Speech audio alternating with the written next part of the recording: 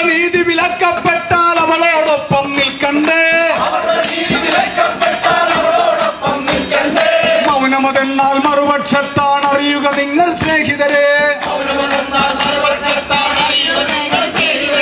കണ്ണുകൾ കെട്ടിയ നീതി കൂട്ടിൽ ചിറകു തളർന്നവൾ വീഴുമ്പോൾ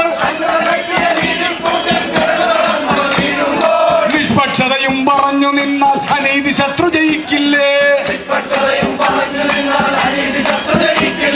ജനാധിപത്യം തകരില്ലേ?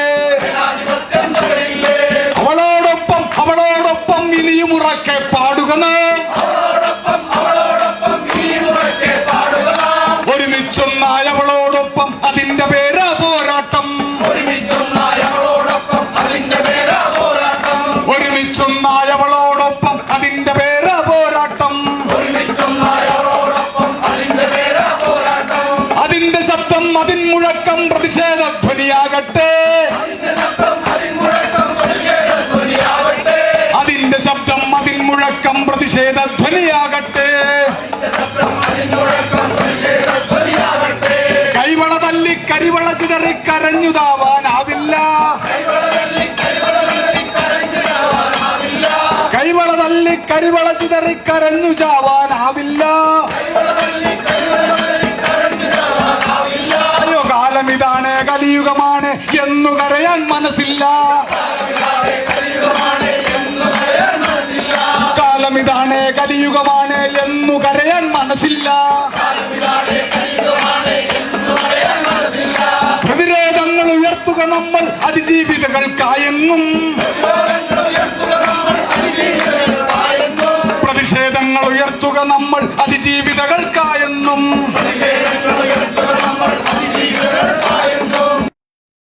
നാളിതുവരെ ഇരകളെ മാത്രം കണ്ട് പരിശീലിച്ചിരുന്നവർ ഇരകളാക്കപ്പെട്ടു കഴിഞ്ഞാൽ പിന്നെ മൗനമായി കൊള്ളും.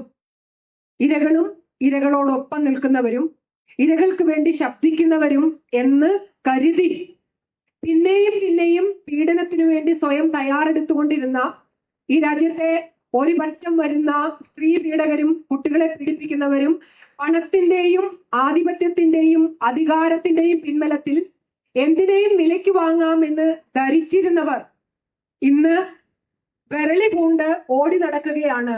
എന്തിനൊന്നല്ലേ? ഈ അതിജീവിത എന്ന വാക്ക് കേട്ടതോടുകൂടി.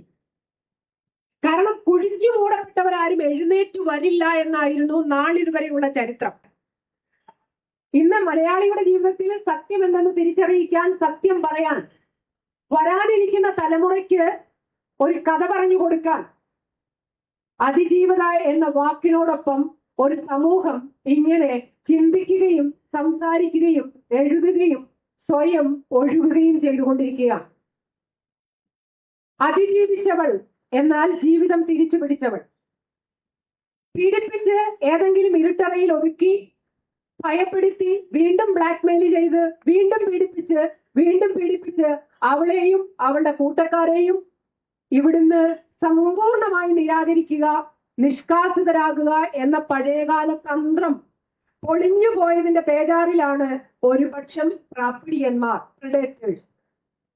പീഡിപ്പിക്കുക എന്നത് മാത്രം അറിയാവുന്ന, അവിടെ നിന്ന് പണം കൊണ്ടും അധികാരം കൊണ്ടും എങ്ങനെ രക്ഷപ്പെടണമെന്ന് മാത്രം ഹോംവർക്ക് ചെയ്ത ആളുകൾ ഒരാൾ അതിജീവിതയായി ഉയർന്നെഴുന്നേറ്റ് വരുമെന്ന് സ്വപ്നം പോലും കണ്ടിരുന്നില്ല.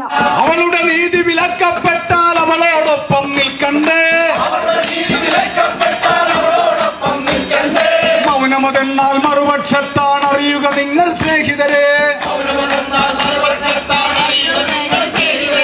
കണ്ണുകൾ കെട്ടിയ നീതി കൂട്ടിൽ ചിറകു തളർന്നവൾ വീഴുമ്പോൾ നിഷ്പക്ഷതയും പറഞ്ഞു നിന്നാൽ അനീതി ശത്രു ജയിക്കില്ലേ? ജനാധിപത്യം തകരില്ലേ? അവളോടൊപ്പം ഇനിയും ഉറക്കെ പാടുക.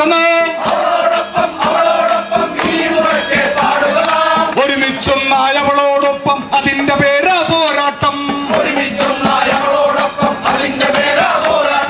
ഒരുമിച്ചൊന്നായ അവളോടൊപ്പം അതിന്റെ പേരാ പോരാട്ടം. അതിന്റെ ശബ്ദം അതിൻ മുഴക്കം പ്രതിഷേധധ്വനിയാകട്ടെ.